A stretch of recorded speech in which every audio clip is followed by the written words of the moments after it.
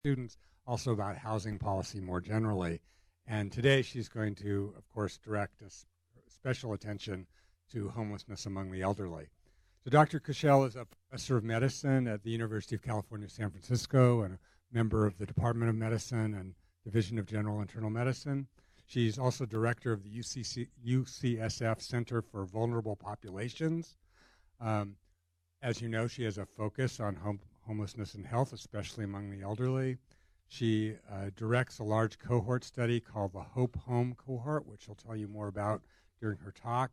And recently she became director of a $30 million program called the Benioff Homeless and Housing Initiative, whose aim is to develop and integrate housing-related policies for California and to stimulate policy thinking in this really critical area. She wouldn't be here if the rest weren't true. She's has national renown, many publications, lots of federal grants, many awards, and also was a former co-editor of the journal that I used to be affiliated with, the Journal of General Internal Medicine. And we've been trying to get her here to talk for many months, if not years, and we're just so pleased that she's here today. So, great. Dr. Margot Kushel. Thank you. Thank you, and thank you all for coming out to hear about a topic that is really near and dear to my heart, or as one of our Hope Home participants said, I'm old, and I'm tired, and I've got my disability. I can't do it no more. In this talk, I want to just start by talking about why we think the homeless population is aging, or just to make sure everyone knows that the homeless population is aging. Very briefly introduce you to our study. Talk about what we know about older homeless adults in Oakland, how they became homeless in late life, what their health status is, how they use the healthcare system, institutional care, and how they're suffering from early deaths. Talk about housing outcomes, and because this talk can be relentlessly depressing, I want to end with some interventions and policy solutions. So first, the homeless population is aging. We did a study that we published in the Journal of General Internal Medicine in early 2006 that showed that in 1990 in San Francisco, 11% of the single adults experiencing homelessness were 50 and older. When we finished the study in 2003, 37% were, and now the estimates are that about 50% are. A colleague of mine in Pennsylvania, Dennis Culhane, basically took our study and said, oh, that's interesting, and went and looked at shelter data across the country. And he realized that adults born in the second half of the baby boom, about 55 to 65, which is a baby boom population, it's a big group of people, have formed this bubble of people experiencing homelessness for years now. And so you can see the green line here is 1990, and you can see this big blip in people in the shelter system who were 30 to 31, which is sort of the age group of that cohort then. This is 2000, the big blip is 40 to 42. This is 2010, the big blip is 49 to 51. So we say, well, is this going to go on? And we know that the trends don't look good. So we know that when we look at housing affordability across the country, the group that is most severely impacted are renters age 50 and over. And we know that among renters age 50 and over, 30% nationally spend more than half of their household income on rent. When you're spending more than half of your household income on rent, what you're not doing is you're not attending to any of your other needs, your health needs, your food needs, educating your kids and other things like that. The other thing you're not doing is saving. And so you have very little room for any kind of income shock. Dennis's group went back and looked at the population and did demographic projections in 3 major cities, including Los Angeles, and has predicted that the population of people who are homeless and 65 and older is going to triple between today and 2030, at which point we expect to see a decline. This has to do with this big population bubble aging. So why is this group so impacted? When you think about it, people born in the second half of the baby boom, first of all, they were the second half of a big population boom. So a lot of the jobs were taken up by people in the first half. They entered the job market during a recession, and we know that people who first enter the job market during a recession never, ever make up the income lost compared to people who came before or after. They were the first generation that entered the housing market at a time of deep federal retrenchment in funding affordable housing. They came of age during a change in criminal justice policy and during the quote-unquote war on drugs and the era of mass incarceration. So for all of these reasons, perhaps it's not a surprise that this age group has been so disproportionately affected. We know that only 1 in 4 households in this country who qualify for federal housing assistance, for rental assistance, receive it. So we know that there are a lot of people who can't afford their housing who don't qualify. But even amongst those who qualify, only 1 in 4 get it. It's hard for people to understand. People often don't remember that housing assistance is not an entitlement. There's literally a pool of money, and when that money runs out, we give no more. And we literally do lotteries, or in many of the cities across California, they have closed their wait lists for federal housing assistance for years because the wait lists were so long they became meaningless. Actually, older adults do a little better. Only 1 in 3 get, as opposed to 1 in 4 get assistance. This is really, when you ask why California has such a bad homelessness crisis, you might have heard news reports about our president saying it's because we are a live and let live society. Other people say it's so warm here. Everyone flocks here to be homeless. I will tell you that that is actually not true. I actually fly around the country talking about homelessness, and it's a little bit of a joke with my family because I come home and they say, how was your trip to, Columbus, Ohio? And I say, you're never going to guess. And they're like, oh, let me guess. Columbus, Ohio is convinced that everyone flocks there to be homeless. Every city in the country is convinced that everyone flocks there. I was like, well, it can't all be true. Not everyone is flocking. But anyway, this is the reason why we have such a crisis. Nationally, we have an estimated 35 units of housing that's available and affordable for every 100 extremely low-income household. Extremely low income is simply a household that makes 30% or less than the area median income. Obviously, the median income varies by area. In California, we are the second worst state. We have a whopping 21 units of housing available and affordable for every 100 extremely low-income household. If anyone ever played the game of musical chairs when you were a kid, where they keep pulling away the chairs, that's our housing policy. We have this sort of sick game of musical chairs. I will say that the only state that's doing worse than California is our friends in Nevada, who are at a whopping 19 units available and affordable for every 100 extremely low-income households. I cannot give a talk about homelessness without reminding everyone that you cannot talk about the problem of homelessness in this country without talking about the insidious effects of ongoing systematic and structural racism.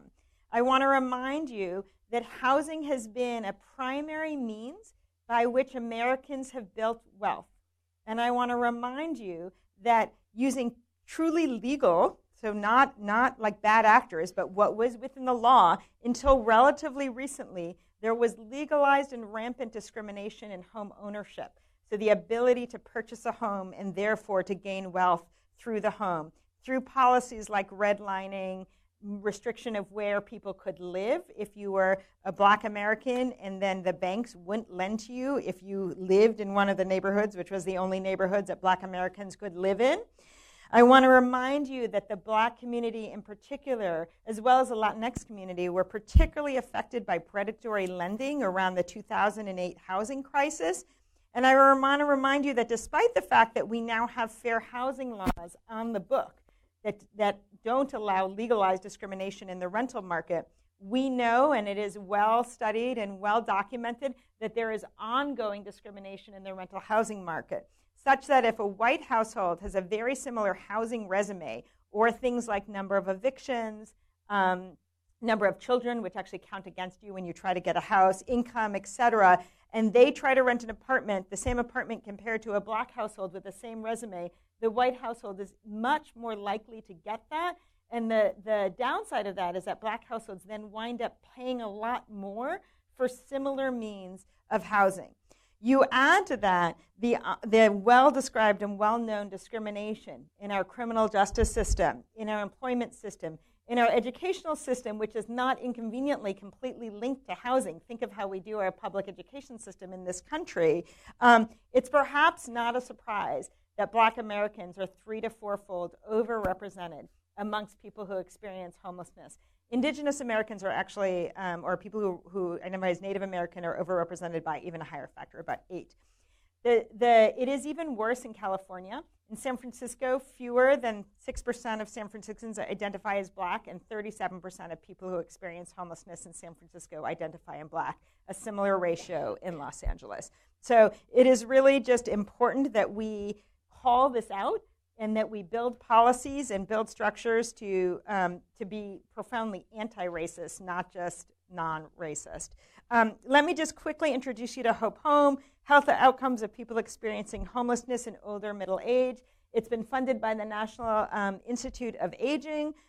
We started enrolling participants in July of 2013. And so between July of 2013 and June of 2014, we enrolled 350 people in Oakland. You had to be homeless, and you had to be 50 or older when you entered the study. We enrolled another 100 participants 2017, 2018, and we've been following these folks every 6 months since, whether or not they regained housing. The study activities take place in the community, and the study is led by a very active community advisory board, including people who work in the field, who are activists in the field, as well as people who are experiencing homelessness themselves, who guide all of our study activities, what questions we ask, how we ask them, how we interpret our data. As I said, you had to be 50 and older, you have to be English speaking. Our community advisory board told us in this age group in Oakland, when we started this study, the population was well over 99% English speaking, and so we decided to do it like that. And you had to meet the federal definition of homelessness when you enrolled, which is defined by the Hearth Act, either living outdoors or in an abandoned building, staying in an emergency shelter, or having a quit order where you were going to be evicted within the next 14 days and had no place else to go, or someone who was actively fleeing domestic violence. That's basically the federal definition. So who was homeless and over 50? This depends whether you're an optimist or a pessimist. This was in 2013, 2014. The numbers would look a little different today because the population continues to age. Everyone had to be 50 and older. Only 12% were over 65. And I want you to keep that in mind as you hear the rest of the talk. The median age was 57. So half the people were between 50 and 57, and the other half were sort of 58 to and up. Our range was 50 to 80. 77% were men. We find this in every study of homelessness, particularly single adult homelessness. Men are overrepresented.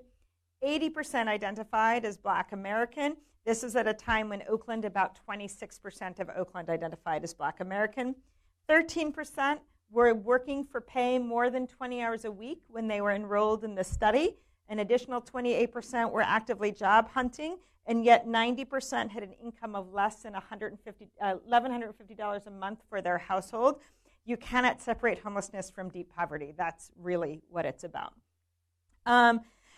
People think of people who are homeless as totally disconnected from their friends and their family. It's not true. And it's certainly not true in older adults. We found this out in some ways, when we asked the first set of questions, which are how medical researchers usually ask, are you married or partnered? Very few people were married or partnered, only 5%. But we needed to follow people up. And so one of the questions we asked people is, who would know where you were if we can't find you? Give us the name of everyone who would know where you were. And 80% of people were able to give us a name of someone who would be able to find them. 60% gave us a name of an immediate relative. And what we found is we would lose track of someone and we would call their family member, and inevitably within a week the person would either call us or show up and say, hey, my brother said you were looking for me. That sort of gave us a sense that people were very involved with their family, and we have done a bunch of research related to this, which actually led to AB 1188 getting signed by the governor 2 weeks ago, which was a law that now says that you cannot be evicted from your housing if you house a family member or a friend who's homeless. Because one of the reasons that people were sort of homeless is because if they stayed with their family member, it would be a lease violation for their family member, and their family member feared eviction. Almost a third of people in our sample, when we enrolled them, were homeless for the first time basically since stable housing in the last year. You can see about half of them has 6 months. 15% had been homeless for 10 or more years when we enrolled them. Not surprisingly, the main reasons people become homeless is they can't afford their housing. So 28% of our participants overall told us the reason that they left their last place that they were housed was they could no longer pay the rent. But I actually think what's really interesting here is over half of them, 15% of the whole sample, said the reason they left the last place that they were housed was someone else in the household lost their ability to pay the rent. Someone else died, someone else lost their job, and it destabilized the entire household. So how did people wind up homeless 50 or older? So if you remember one thing from this talk, I would remember this. This was one of the main questions we want to ask, because when Dennis Culhane said, hey, it's people in the second half of the baby boom, he and I had all these conversations of, so do you think it's like a group of people who became homeless when they were 20 or 30 and they just have sort of stayed alive and aged on the street? Or is there something about this age group that makes them more likely? And what we found was that 44% of people in our study had never once in their lives, not even for a night, been homeless before the age of 50. So amongst about half of single adults who are homeless are now over 50, about half of them are brand new to the experience of homelessness after the age of 50. So what we found was people who were first homeless before 50, we just sort of arbitrarily said, okay, you're homeless before 50 versus you're homeless after 50. People who were first homeless before 50 had a very different life stories. They, in general, were people who had severe adversities, often starting in early life, lots of trauma, lots of challenges.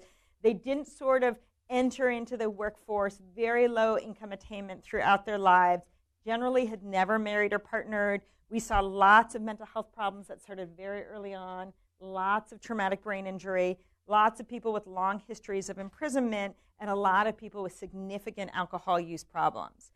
This is one of our participants who's in his mid-60s reflecting on when he first became homeless in his mid-teens, when he was 15 or 16. My father said, next time, if you run away, I'll beat you with a cart chain, or I'm going to throw you out the window. Okay, so I wouldn't use the word reasonable, but I put things in perspective real quick. And I would say, could I survive a car chain? Probably not. Then I looked out the window and said, and we lived on the 13th floor, I said, I ain't playing with this man. He went to work. I had whatever I had on me, and I was at the door.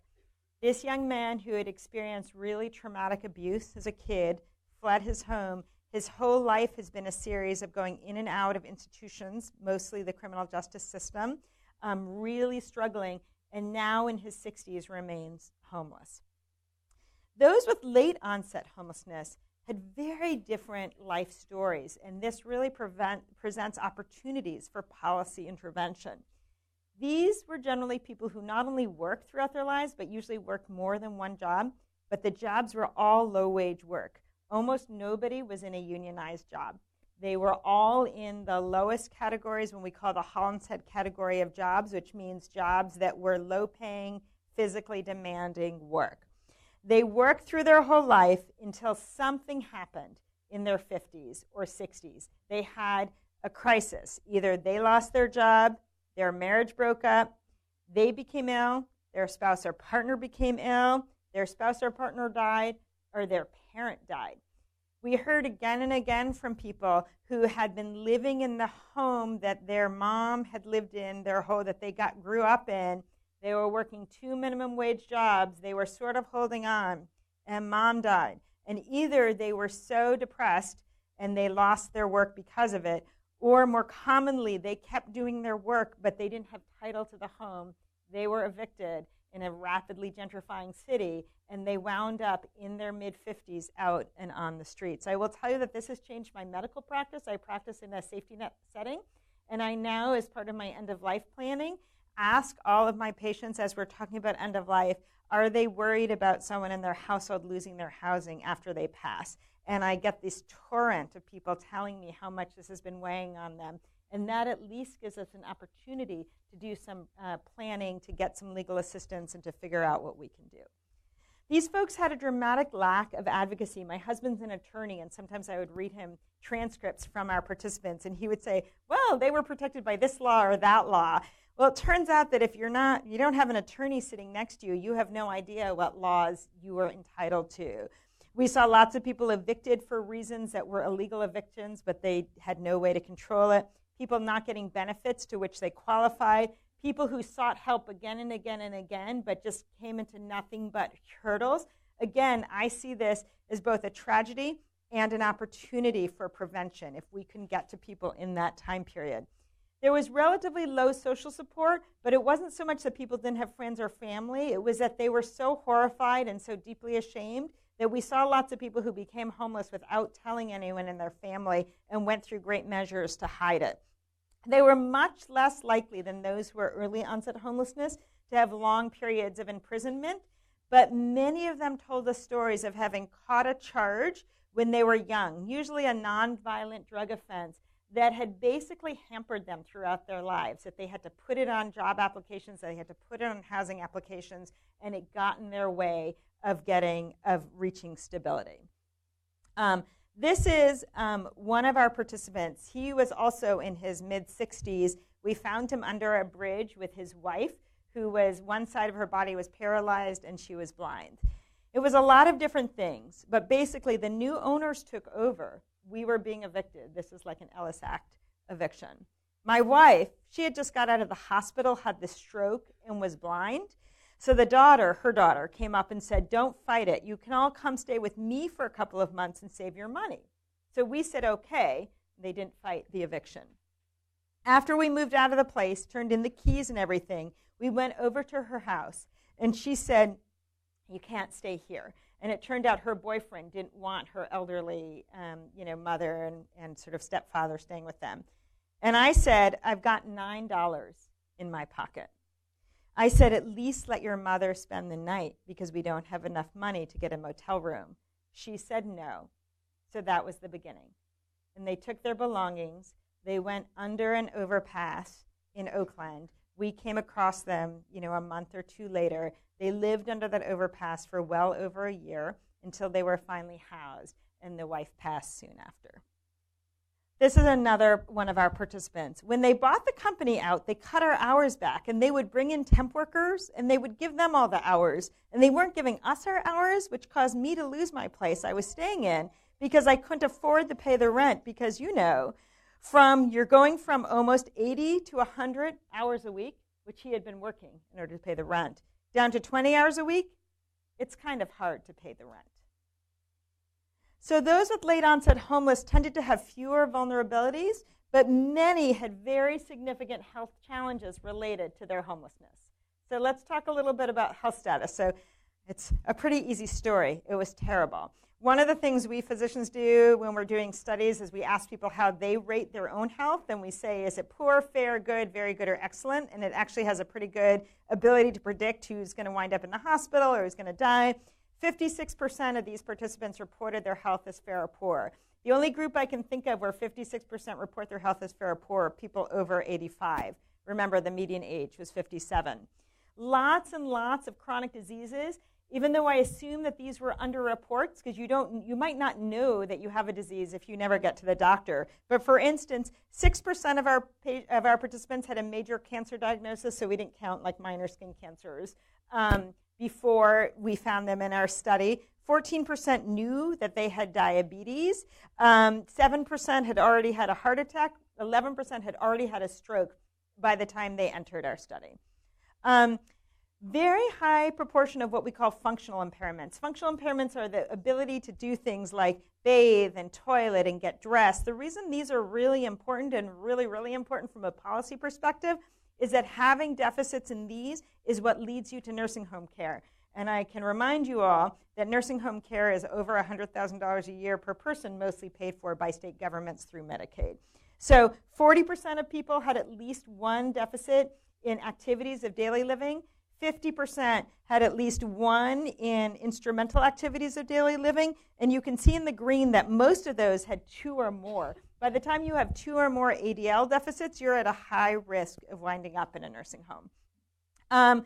Some people said to us, well, maybe, but they're so young, maybe it was just that they broke their hip and then they were going to get better, because we usually think of ADL problems in young adults as being like a one-time thing, like you break your leg, you can't get dressed, but then 6 months later you can. So we actually followed people out over time, and their trajectories were exactly the same as we see in people in their 70s and 80s. Over a third stayed bad, or we're bad and stayed bad, we're good or got bad. So that is what we see in the general population, just we see it 20, 25 years later. Very, very high prevalence of cognitive impairment. These are problems like when you put them together as functional impairment, they're dementia.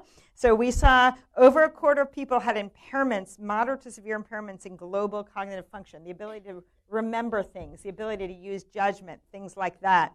This is super disturbing, which is that over a third had moderate to severe impairments in executive function. Executive function is the ability to follow sequence tasks. For instance, if you want to get rehoused, you have to go to this office Monday, Wednesday, or Friday and pick up the paper that you bring to that office. That is literally what you cannot do if you have an executive function impairment, and yet that's exactly what our practices demand of people who are homeless.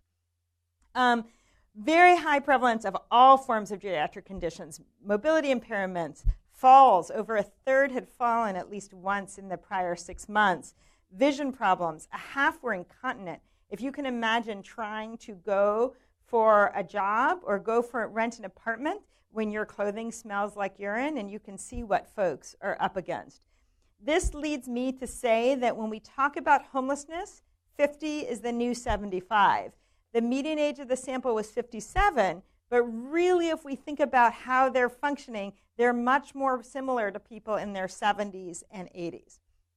So hard to talk about homelessness without talking about substance use. Everyone always asks me, so I put the slide in.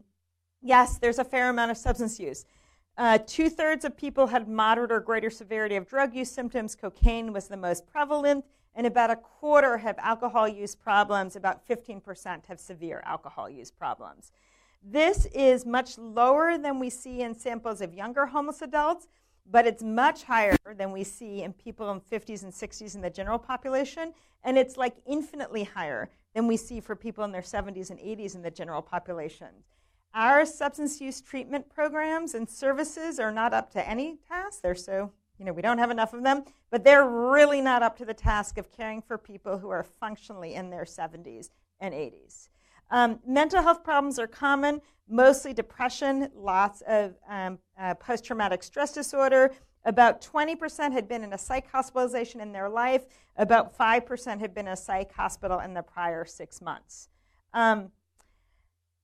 Good news or the bad news? We rolled out this study right as Medicaid expansion was rolling out. So it came on board January 1st, 2014, about halfway through our initial sample. But still, almost three quarters had a usual place for care. They had a clinic that they named us that wasn't the emergency department. Over half was able to give us the name of a primary care provider, a physician, nurse practitioner, PA. Despite that, half of our participants had a verified emergency department visit in the prior 6 months. About 12% of the U.S. population visits an emergency department in a year. And we only counted emergency department visits if we found the visit. So this is likely an undercount. It was, as in all studies of homelessness and all studies overall, a very small group of people who drove most of the emergency department use. So less than 7% of people accounted for half of all the ED visits. A lot of the visits for worsening of chronic illnesses, and 10% of people had an inpatient medical hospitalization in the prior 6 months. Again, an astonishingly high rate for a population whose median age is 57. We've had 49 of our initial 350 people have died. We suspect that this is undercount. We're still looking for deaths, but that's a really high death rate.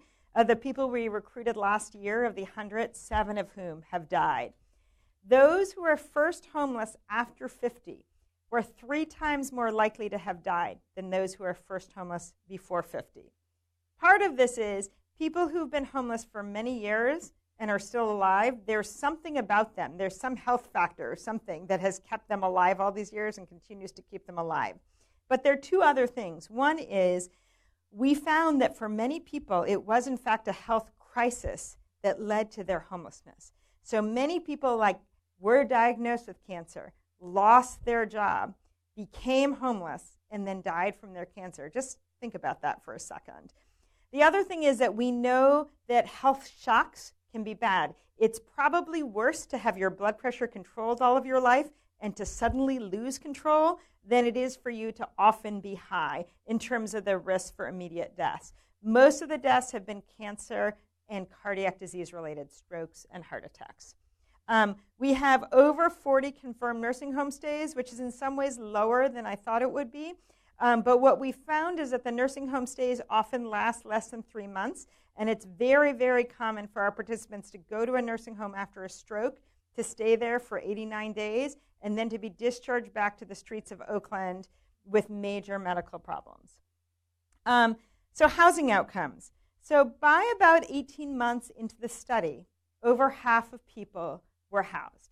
I like to say that homelessness is a state and not a trait. There's no such thing as a homeless person. There are people who have the experience of homelessness. And for over half of them, it resolved within 18 months of the study. Now remember, the study happened for some people 10 years into their homelessness, for some people 3 days into their homelessness. What we found is that about half, actually let me go to this slide, it shows it better. About half of people who got housed with no support from the government whatsoever. So the right side are people who became housed, this was at one point in time, people who became housed but got housed without any vouchers, without any subsidies, without any homelessness-specific programs. And you can see in that group, almost half of those folks got housed because they moved back in with their friends or family, and about half moved alone. The left half of this are people who got housed with government support. About half of those folks got housed in programs very specifically targeted to people who are homeless, things like permanent supportive housing for people who are chronically homeless, and about half got there through a housing choice voucher or other non-homeless specific housing voucher. Homelessness is a state and not a trait. Everyone in San Francisco is convinced that people in San Francisco flock to San Francisco because it's such a great place to be homeless. Oakland has much lower services than San Francisco does. It's a much less wealthy city.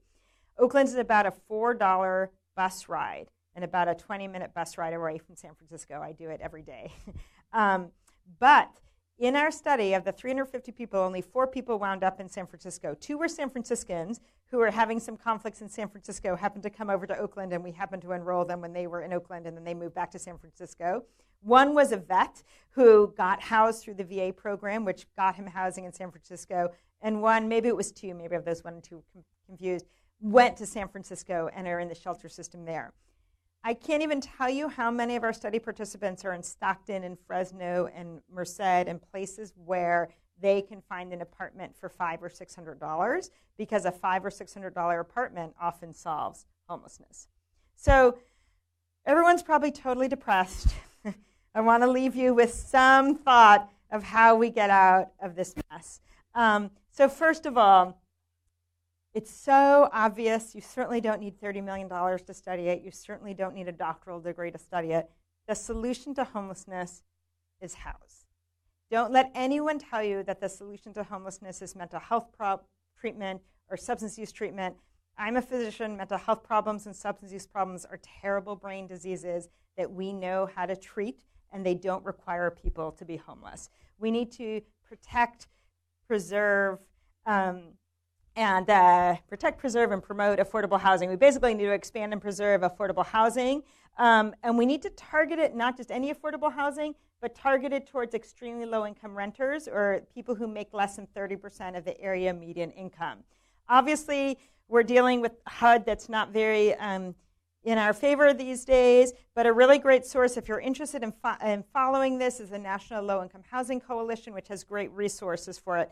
Lots and lots and lots of activity at the state level. We passed an affordable housing bond. The governor put about $1 billion into the various housing pots. We're going to see a lot of activity at the state level, lots of energy in the legislature around housing. That's where the action is at. But if you don't target it towards extremely low-income renters, we're not going to do it. Prevention. There has not been enough effort put towards homelessness prevention. Prevention efforts need to be both efficient and effective. And by that I mean they need to prevent homelessness, but they need to be targeted towards the right people. And I'm going to just point you towards this graph. The problem that everyone makes when they do homelessness prevention is they target it towards people who don't need it. So I always joke, if you gave me $1,000 and Mark Benioff $1,000, you would have a 100% success rate in neither of us becoming homeless in the next 6 months. But that's not what you really want to do. There's a lot of good research to show, or the research that there is to show, you want to target it towards the people who are at highest risk. These are people who are at much higher risk. A lot more of the people who you give prevention dollars to are going to become homeless, but you're going to actually solve, this is where your action is. You're preventing homelessness. If you do it here, fewer people become homeless, but you haven't prevented anyone from becoming homeless. So we need a lot more energy around prevention. It has to be targeted towards those at highest risk.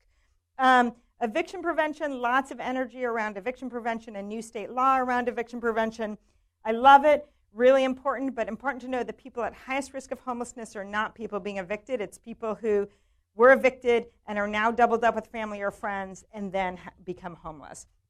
Some great studies that show that small amounts of money can be very effective in preventing homelessness, like $800, $700. The problem is you need to target it. In this study in Chicago, which gave an average of about $800 to a family, they decreased homelessness by 76% over 6 months, except that the absolute risk reduction was only 1.6%, because most people in the study didn't become homeless whether they got the money or not. You really need to target it towards people at high risk to be effective. Rapid rehousing is what we do for homeless families, and we're starting to do it in other populations. It's this idea of giving short-term rental subsidies with services to get people back on their feet. It only works if they can actually increase their income and match it. It works for certain populations so-so, but not as good as a permanent voucher. And finally, don't let anyone tell you that, oh, those folks, they've got substance use, they've got mental health, what are we supposed to do? We now have 2 decades of really strong evidence that shows that among people with chronic homelessness and severe behavioral problems, substance use disorders, mental health disorders, permanent supportive housing offered on a housing first basis, which is housing, subsidized housing, along with voluntary supportive services, mental health treatments, substance use treatments that are completely voluntary. There's no precondition. You don't have to accept the services to get the housing. It causes housing stability in about 85% of people who enter it, even when you target very, very behaviorally challenged folks. About half of the folks who are homeless now just need affordable housing. That's all they need. The other half might need permanent supportive housing or a similar thing. 85% of them we could get using this intervention. Permanent supportive housing, the services are payable under Medicaid in general. So you're really talking about finding the housing, matching it with the services. I don't want to hear from anyone like, oh, we can't house these folks. We can, we know how, and we just need to. We need to tweak it. We need to tweak it to the needs of older adults who present some problems, but it can be done. Obviously, we've got an enormous shortage of affordable housing. You see places like LA, which housed thousands of people with Measure H and Measure HH, but for every person they housed, 1.7 fell into homelessness. We can't just focus on the people who are homeless. We've got to prevent new people from entering homelessness. Lots of challenges associated with the aging population I'm happy to talk about in questions and answers. And I just want to say homelessness is reaching crisis proportion. The aging of the population increases the urgency. The suffering that we see is immense. The use of the healthcare system can be chaotic, but while mental health and substance use problems are common, the primary underlying causes are structural, and it's about the housing. Solutions are not going to be easy. This is going to take enormous political will, but they are doable, and we need to be cognizant of matching the right solution to the problem. The only way we're not going to solve this problem is if we don't do anything. If we believe we can't solve it, I promise you, we don't solve it. One of my wonderful members of my team said to me, Margot, when was the best time to plant a tree? I was like, I don't know. He said, 200 years ago. I said, okay. He said, when's the second best time to plant a tree? Now.